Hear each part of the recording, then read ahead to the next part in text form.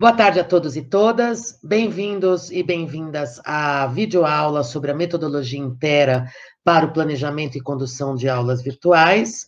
Eu sou a professora Silvia Dota, vou fazer a mediação desta videoaula. E com a palavra, a professora Juliana. Olá a todos, Silvia Dota, muito obrigada pela mediação da aula. E vamos dar início, então. Bom, vamos começar a definir, né, o que é uma aula virtual. Uma aula virtual, ela vai acontecer de forma remota, e essa aula virtual, ela pode ser ou síncrona ou assíncrona. O que seria uma aula virtual síncrona? É uma aula que exige um horário, e que nesse horário tenha a participação tanto do aluno como do professor.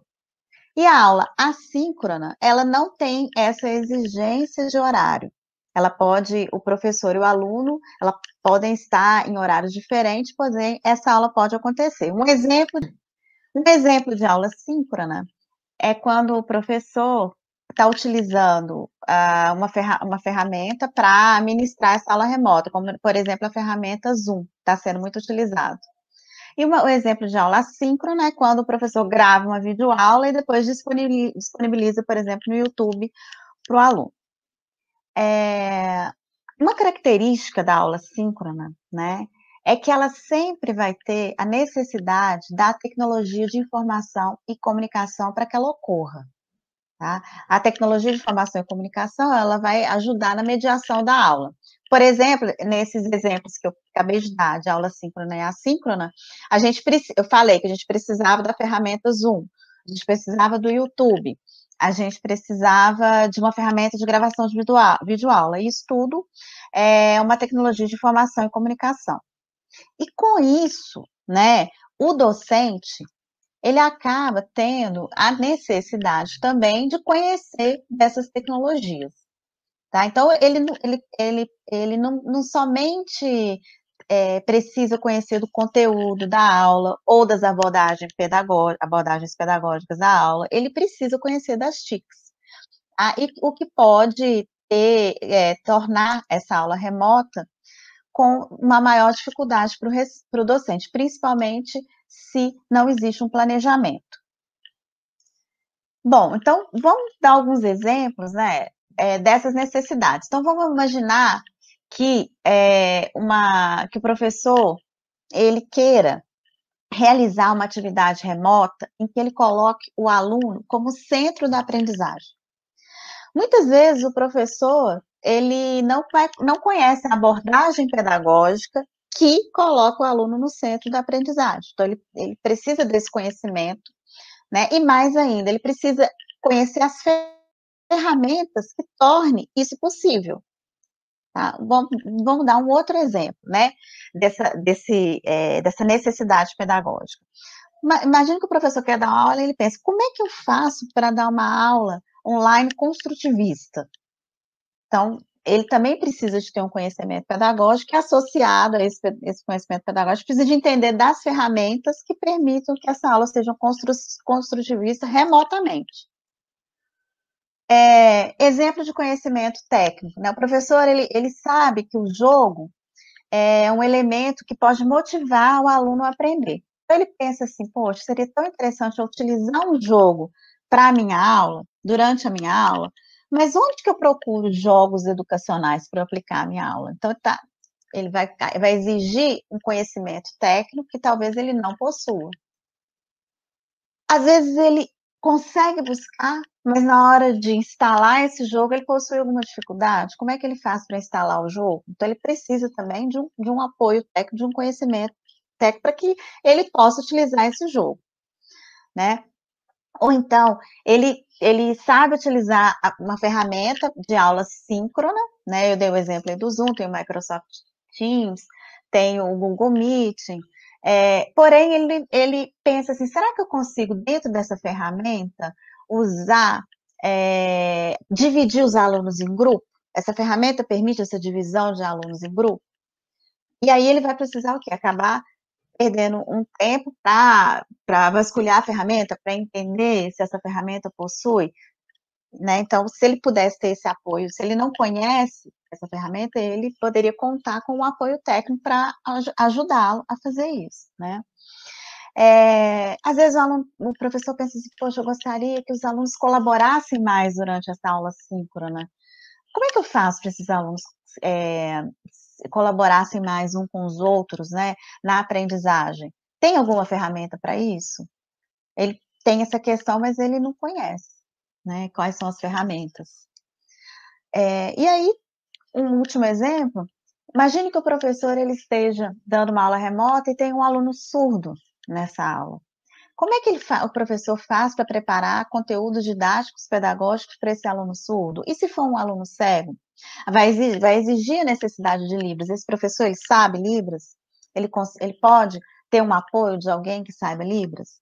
Então, eu dei uma série de exemplos aqui de aulas que poderiam ser interessantes, mas que precisam de um conhecimento. E a verdade é que nós docentes, nós não temos todo esse conhecimento técnico, pedagógico, né? Então, para você preparar uma aula remota com uma qualidade boa, você precisa de um apoio de uma equipe multidisciplinar. E você também precisa de um planejamento para que esse apoio aconteça. Tá? Agora, vamos lembrar que nós estamos aqui no dia 16 de setembro de 2020. A gente está num contexto de pandemia, né? O que aconteceu na pandemia? Os professores do presencial, eles tiveram que migrar rapidamente para o remoto. E aí, para ele preparar essa aula com jogo, com interação, com colaboração, ele não estava preparado para isso. Ele não tinha sido capacitado, porque ele saiu do presencial e veio para o remoto. E muitas vezes a instituição em que ele trabalha não pôde dar o apoio necessário para que ele pudesse fazer essa aula remota de uma maneira interessante, né? Mas isso aconteceu em março, abril. Nós estamos agora em agosto, então os professores estão se capacitando, estão contando com um apoio maior, tá? Então, agora a gente vai entrar no tema da aula, que é apresentar para vocês essa metodologia ITERA, que é uma metodologia que pode ajudar o professor nesse planejamento e nessa condução da aula síncrona, tá? Ju, eu posso fazer só uma intervenção? Fica à vontade, Silvia. Tá. Você falou sobre a questão do centrado no aluno, né? Uhum, que eu posso sim. querer fazer uma aula centrada no aluno, e também você comentou de algumas ferramentas que o professor pode não conhecer, né? E eu sei que há, assim, uma polêmica sobre isso, porque as pessoas perguntam, bom, mas eu primeiro tenho que conhecer as ferramentas para, então, criar uma atividade interessante, ou eu tenho que ter um domínio da abordagem pedagógica para, então, ir atrás das ferramentas, né? O que você pode dizer sobre isso? Silvia, eu acho que o domínio da abordagem pedagógica é o principal ponto que ele precisa saber. Aí, a partir disso, ele pode correr atrás das ferramentas, né? Ou correr atrás de alguém que possa, se ele não conhece tanto das ferramentas, essa parte técnica, de alguém que possa ajudá-lo. Mas eu acho que o primeiro é ele partir da abordagem pedagógica, entender sobre a abordagem pedagógica. Tá, então, por exemplo, ele pode, desse ponto de vista técnico, se eu pensar que eu quero fazer uma aula centrada no aluno, que tem a colaboração dos alunos, então a ferramenta que eu vou buscar é uma ferramenta que permita essa organização em grupos, né? Então, eu não preciso ter um domínio técnico inicial, né? Não precisa. E o domínio técnico, o que acontece? Você acaba podendo contar com a ajuda também, né? De tutorial que tem sobre a ferramenta, ou de um apoio técnico que a própria instituição pode dar, né? Bacana.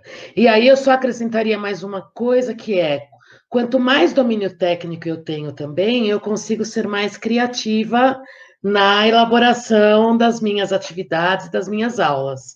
né? Então, vira uma bola de neve isso, né? É verdade, é verdade. O ideal é que o professor ele tenha essas duas características, a técnica e a pedagógica. Então, assim, um professor mais técnico é interessante que ele busque uma capacitação mais pedagógica. Um professor mais que tenha já essa formação pedagógica consistente, ele busca uma formação mais técnica. Essa seria a Legal. minha recomendação, mas é a capacitação. Acho que os professores precisam correr atrás da capacitação. Ok, obrigada. Te devolvo a bola. Bom, e aí vamos apresentar então a metodologia ITERA, que é uma metodologia criada num grupo de pesquisa que tem o mesmo nome da metodologia, que é ITERA, Inteligências em Tecnologias Educacionais e Recursos Acessíveis.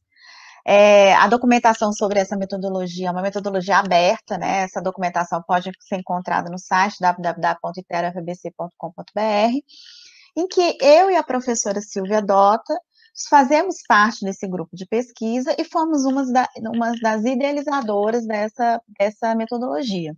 Ela é uma metodologia bastante utilizada e pode ser encontrado exemplos e artigos a respeito dela. Tá? Essa é uma metodologia também criada para o desenvolvimento de diversos tipos de objetos virtuais. Então, por exemplo, para o desenvolvimento de jogos, para desenvolvimento de animações educacionais, e nós vamos mostrar uma aplicação dela para o desenvolvimento de aulas virtuais aqui hoje. Bom, a metodologia ITERA, ela possui 4 componentes. O primeiro componente é o papel, que é o papel que o docente vai desempenhar e o papel que alguém pode ajudar o docente durante o processo de desenvolvimento dessa aula virtual, tá? Artefatos. Os artefatos são os documentos, as mídias geradas durante o desenvolvimento dessa aula, tá? Então, por exemplo, um roteiro de uma aula, por exemplo, um PowerPoint de uma aula, um PDF de uma aula, um tutorial sobre a ferramenta que a gente vai utilizar para ministrar a aula síncrona. Isso tudo são artefatos gerados durante esse processo de planejamento e condução de aulas síncronas. As fases, que são fases que vão determinar algumas entregas desses artefatos, e as etapas, que é o passo a passo para que essa aula aconteça. Tá? Então, esses são os 4 componentes principais da metodologia ITERA.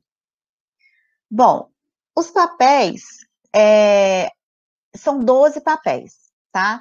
Então, no livro da metodologia ITERA, no material didático de apoio a essa aula, tem detalhado todos esses papéis, mas eu vou dar um exemplo aqui de alguns papéis. Então, eu tenho o papel do professor conteudista, que é aquele professor responsável pelo conteúdo da aula. Eu tenho o professor mediador, que é aquele professor responsável por ministrar a aula, por mediar a aula. Nem sempre esse papel, esses 2 papéis, é executado pela mesma pessoa. Por exemplo, eu posso aproveitar um material didático de um professor conteudista e atuar como professor mediador a partir daquele material didático, né? Temos também o papel do tutor, que é um professor responsável por ajudar na mediação da aula. Por exemplo, o que a professora Silvia está fazendo aqui agora. Ela está, de certa forma, me ajudando. Se a gente tivesse alunos aqui, porque essa aula ela vai ser uma aula assíncrona, né? A gente está gravando e vai disponibilizar para os alunos. Mas se tivessem os alunos aqui nesse momento, os alunos poderiam ter dúvidas, a professora Silvia poderia ajudar a responder a dúvida desses alunos, poderia passar para mim, para eu que respondesse algumas dúvidas. E nessa metodologia tem papéis, por exemplo, técnicos, que é o papel do design técnico, em que é uma pessoa responsável por ajudar o professor a buscar as ferramentas que ele necessita, né? A gente tem o papel do design instrucional, que é uma pessoa responsável por ajudar o professor nas abordagens pedagógicas que ele vai ministrar.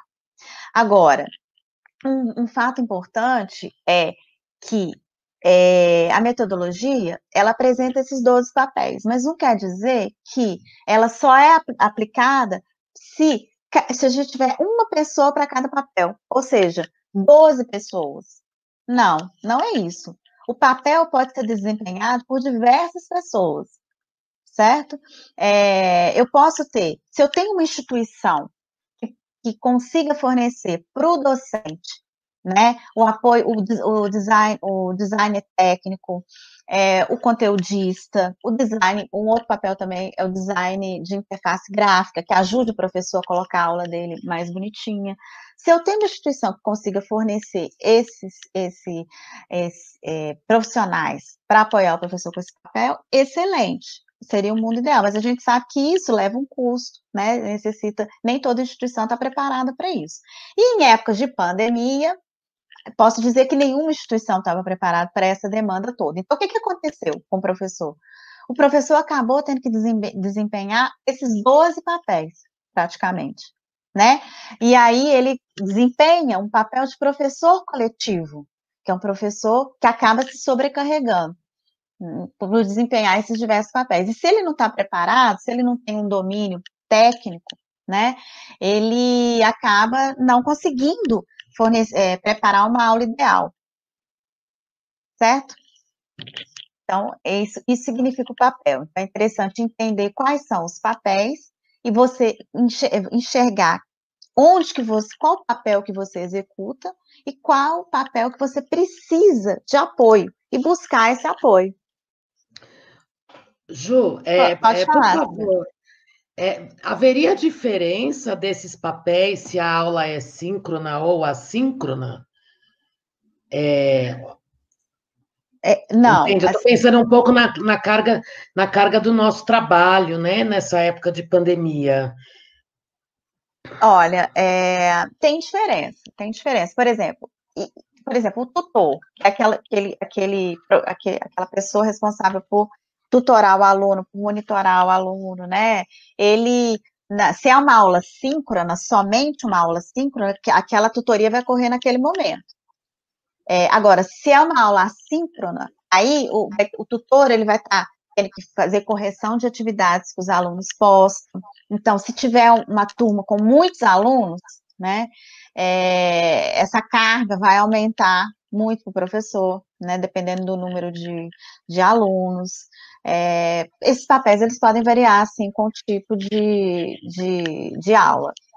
Por exemplo, uma aula assíncrona, eu não necessito de uma gravação, de uma edição, né? Eu posso simplesmente disponibilizar a aula lá para o aluno. Já uma videoaula é algo que você precisa de um apoio maior nesse sentido, né? Eu tenho percebido... Tá, pode falar, Desculpa. Silvia. É que eu ia falar que eu tenho percebido, assim, na minha atividade como docente, que nas minhas aulas síncronas, se eu planejasse antes para ela se tornar também assíncrona, eu tenho um ganho de tempo na minha atividade. Você acha que isso funciona? É uma ideia Sim. Interessante?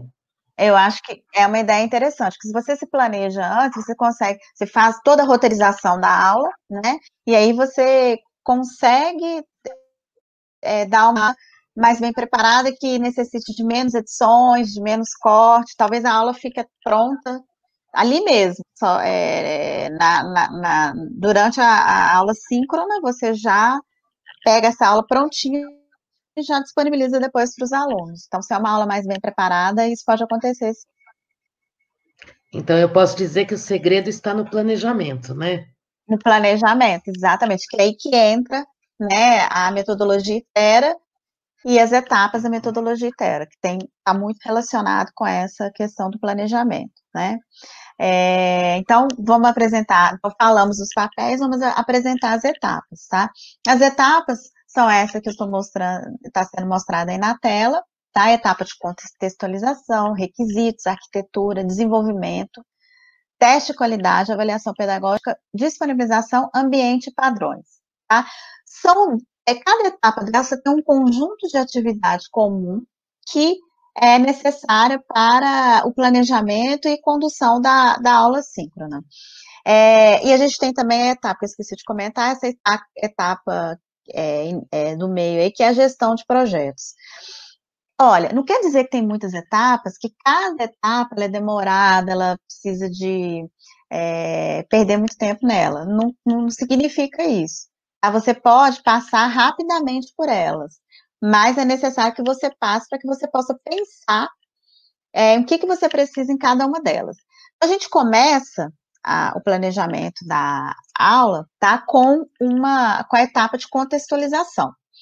Então, eu vou apresentar essas etapas, elas podem ser entendidas no livro, aprofundada no livro, no material didático associado a essa aula, e aqui eu vou mostrar através de um exemplo, tá? A gente começa com a etapa de contextualização, mas antes disso, eu quero mostrar em cima de qual exemplo. Então, esse exemplo, ele foi feito em cima de uma aula que a professora Silvia Dota, ela preparou no curso de licenciatura da UFABC, e é uma aula de tecnologia de informação e comunicação. Silvia, é isso mesmo? Me corrija se estiver errado. Quer complementar?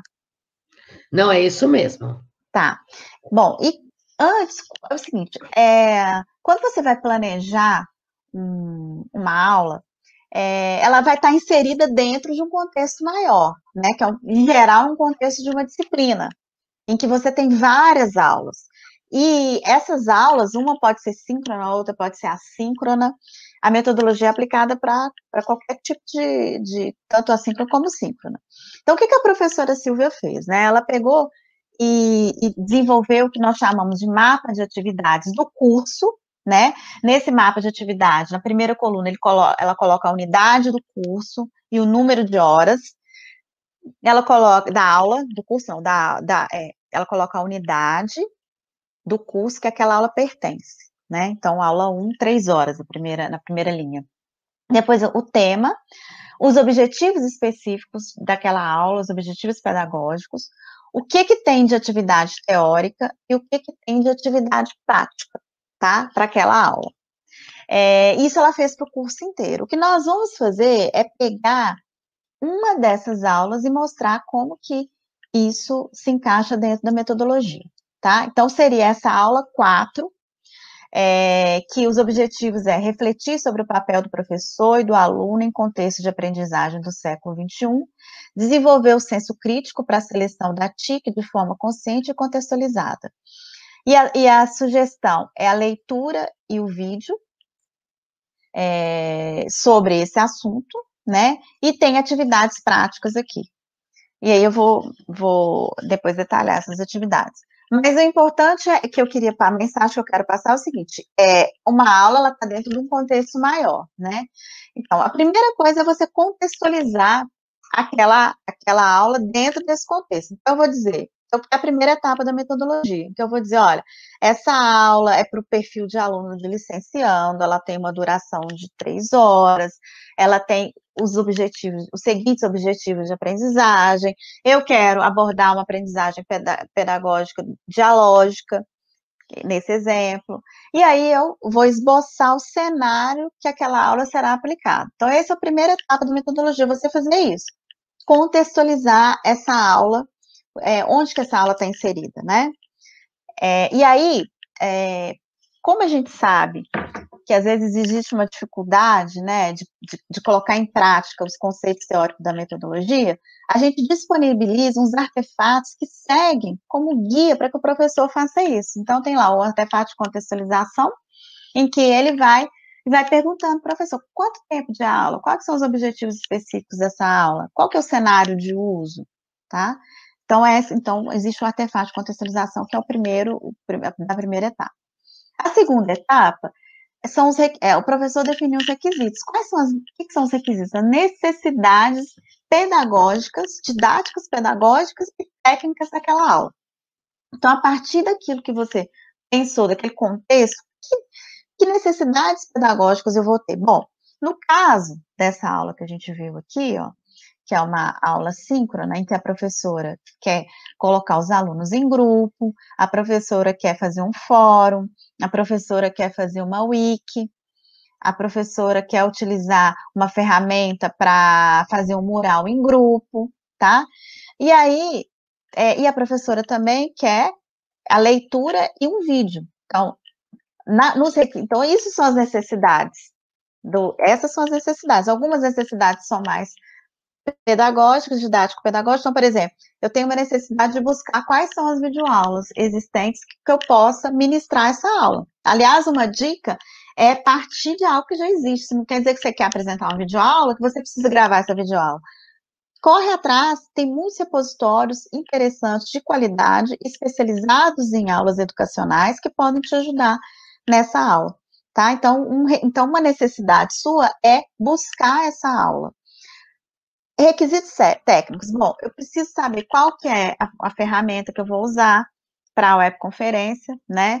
Eu preciso saber como é que funciona essa ferramenta, o fórum, já que a professora quer usar o fórum, quer usar uma ferramenta de mural, então existe essa ferramenta Padlet, que é uma ferramenta que está sendo utilizada de mural, mas talvez o professor não saiba, e aí ele pode correr atrás de alguém que exerce esse papel mais técnico, né, na instituição dele. Ele vai precisar de alguns tutoriais para mostrar, por exemplo, ao aluno como que funciona as ferramentas que o aluno vai usar, pode ser que seja uma necessidade. Ele vai precisar de entender como é que funciona a ferramenta Wiki, então preciso correr atrás disso também. Então, olha só, a partir do meu planejamento, do que eu quero da minha aula, né, eu começo a entender os requisitos. Eu começo a perceber o seguinte, que, olha, para eu ter uma aula bem preparada, eu preciso me preparar tecnicamente também. O ideal é que eu tenha até um apoio, né? E não é simplesmente ir para a aula e ministrar a aula, mas planejar tudo direitinho, antes para você saber o que você vai precisar, né? Os artefatos que você vai precisar girar, que você vai precisar de dispor para o aluno na aula. Ô, Ju, deixa pode eu falar, fazer uma Sil. intervenção. Assim, você frisou bem aí a questão dos requisitos técnicos, né? Eu queria dizer que esses requisitos técnicos, eles são consequência dos requisitos pedagógicos, né? Porque, por exemplo, quando eu falo que eu quero usar um fórum, é porque eu quero estabelecer um tipo de atividade de debates, né, e não de perguntas e respostas, e é por isso que eu escolhi o fórum e não o questionário, né? Quando eu falo que eu quero usar um mural, é porque eu quero que os alunos compartilhem entre si diferentes mídias, porque por trás do meu requisito pedagógico existe também a minha abordagem pedagógica que acredita, né, que o compartilhamento, o aprender com os pares é importante. Então, eu queria acrescentar, né, que o requisito pedagógico, de alguma forma, determina o tipo de requisito técnico que vai ser escolhido, né? Não sei se você concorda com isso. Concordo. Eu até vou comentar o seguinte, que eu tenho uma formação, eu sou formada em ciência da computação, né? Então, eu tenho uma formação mais técnica. Então, eu fui uma pessoa que não entendia de abordagens pedagógicas, tá? E aí, quando eu comecei a atuar na educação à distância, eu contei com o apoio de um profissional, que é um profissional que a gente chama de design instrucional, para me orientar com relação a essa abordagem pedagógica. Então, no meu caso, eu ia muitas vezes para a aula sem saber que abordagem pedagógica eu estava utilizando. Muitas vezes eu dialogava com meus alunos, mas eu não sabia que por trás daquele diálogo existia uma abordagem pedagógica. Tá? Sabendo dessa deficiência que eu tinha, eu fui atrás também da minha capacitação. Então, hoje eu consigo fazer esse link. Mas se você é um professor que não está conseguindo entender qual que é a abordagem pedagógica que você está iniciando, você precisa correr atrás desse profissional, desse apoio. Então, mas ainda que o professor não saiba qual é a abordagem pedagógica, né, a gente pode chamar isso talvez de o estilo do professor, né? Sim, você é um professor que quer que os seus alunos interajam, conversem entre si, você acredita que eles aprendem uns com os outros? Então, mesmo que você não saiba qual é o nome desta abordagem pedagógica, quais são as teorias que estão por trás disso, existe um fazer docente que você já traz, né, da sua história de vida docente. E que esse fazer, ele vai construir os seus requisitos pedagógicos, né?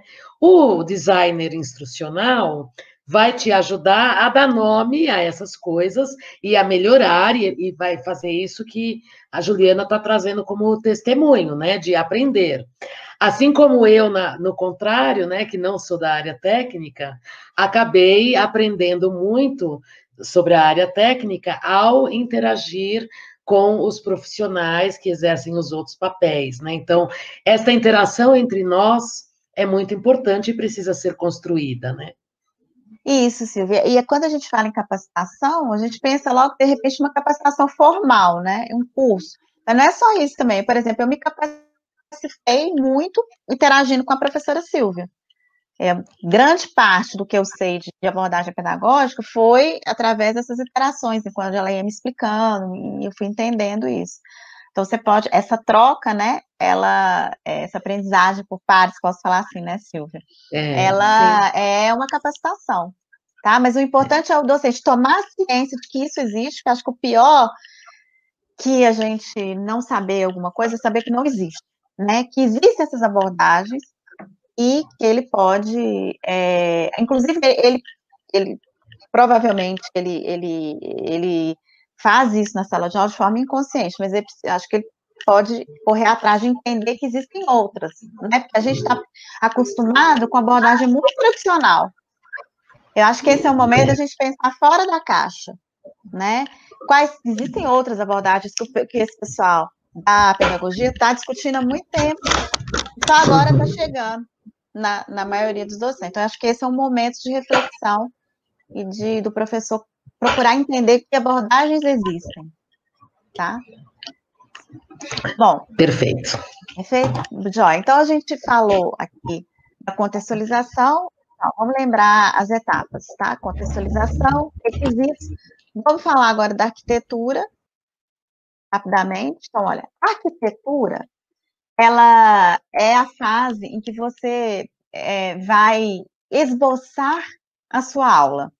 Não preparar a aula, mas esboçar. Então, em cima da contexto, dos requisitos, você vai esboçar a sua aula. Então, assim, o esboço para uma aula síncrona é diferente de um esboço para uma aula síncrona, tá? Eu vou mostrar aqui um esboço de uma aula síncrona, tá? Que é basicamente uma sequência didática em que é um roteiro de aula que o professor vai escrever, né? Ele pode fazer isso no Word, pode fazer até numa folha de papel.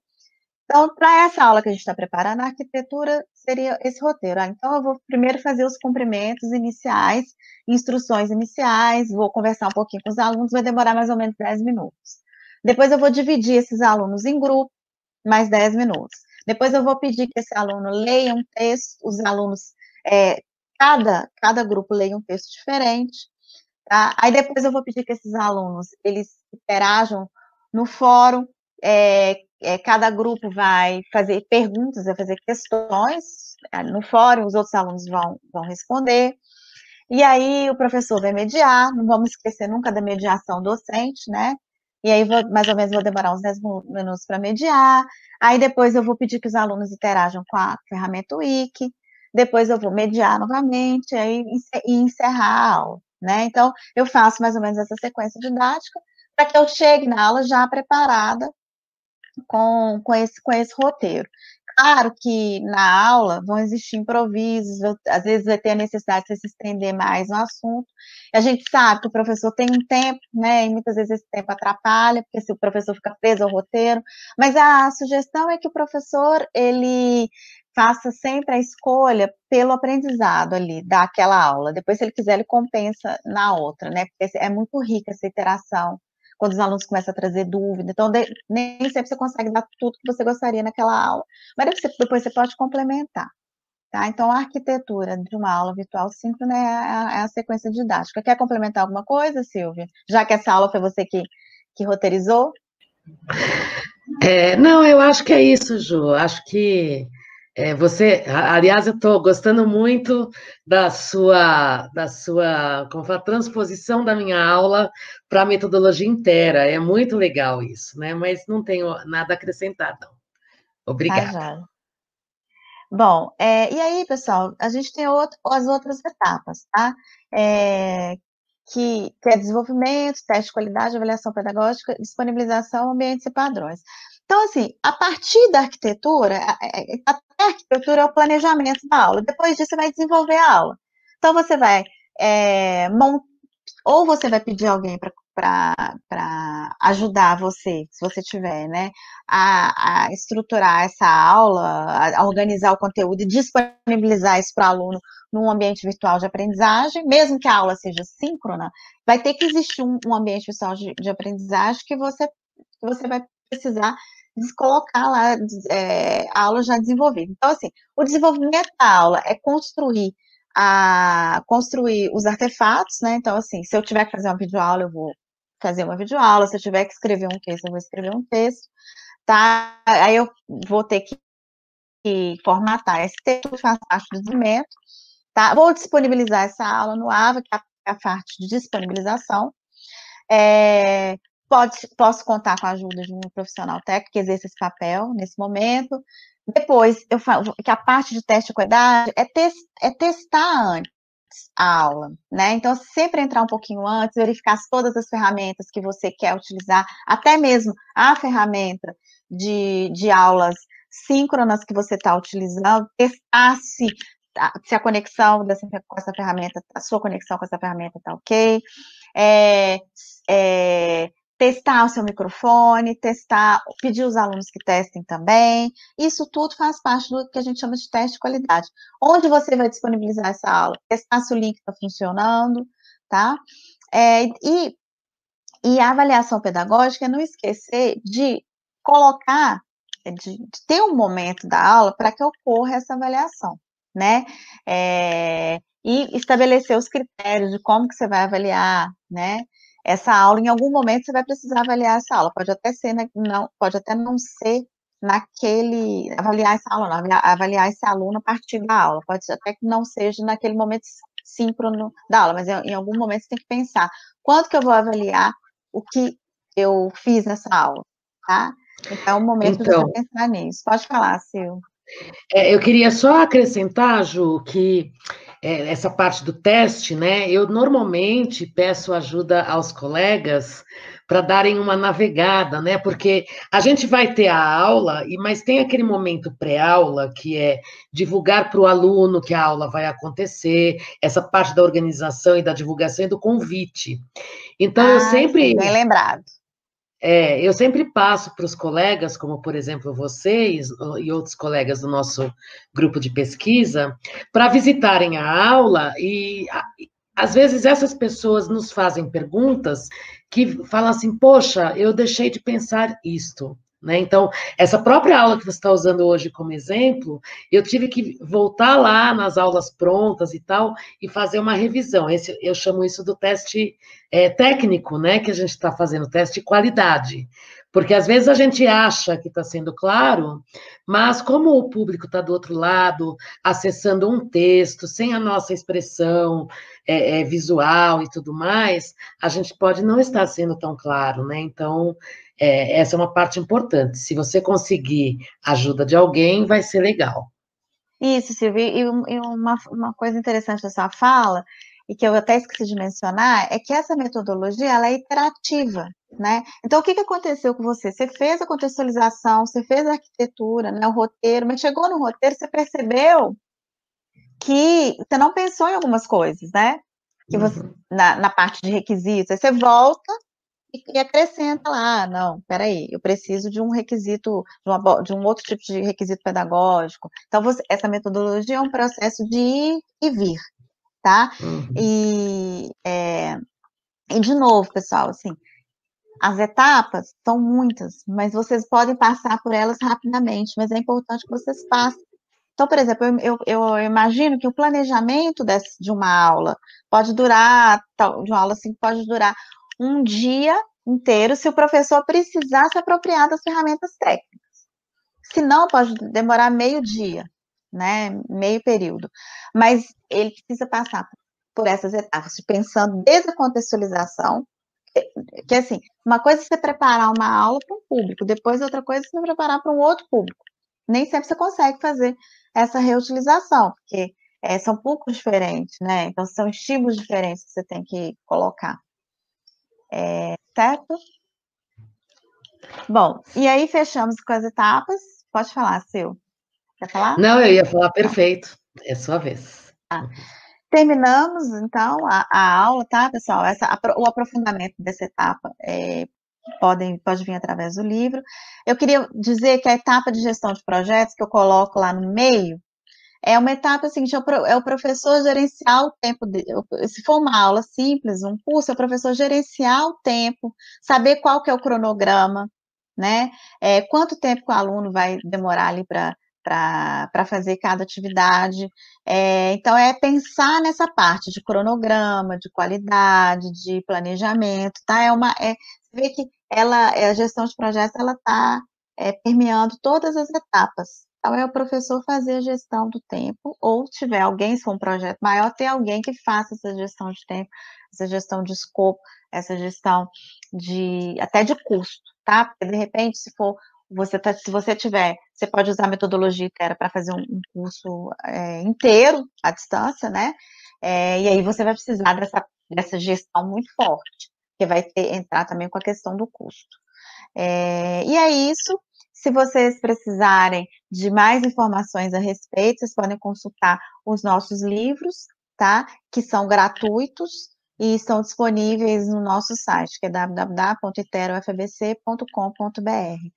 Era isso que eu tinha para falar, Silvia. Muito obrigada, viu, pela mediação da aula. Eu que agradeço. Obrigada, Juliana. Sempre bom aprender as coisas novas com você. Obrigada, Sil. Pessoal, um abraço a todos, tá? E parabéns aí pelo esforço que vocês estão tendo de serem o professor coletivo. A gente sabe que ser o professor coletivo não é fácil. E esperamos estar contribuindo um pouquinho aí para diminuir, né, todas essas angústias, dúvidas, questionamentos que todos nós estamos enfrentando nesse momento. Fiquem bem.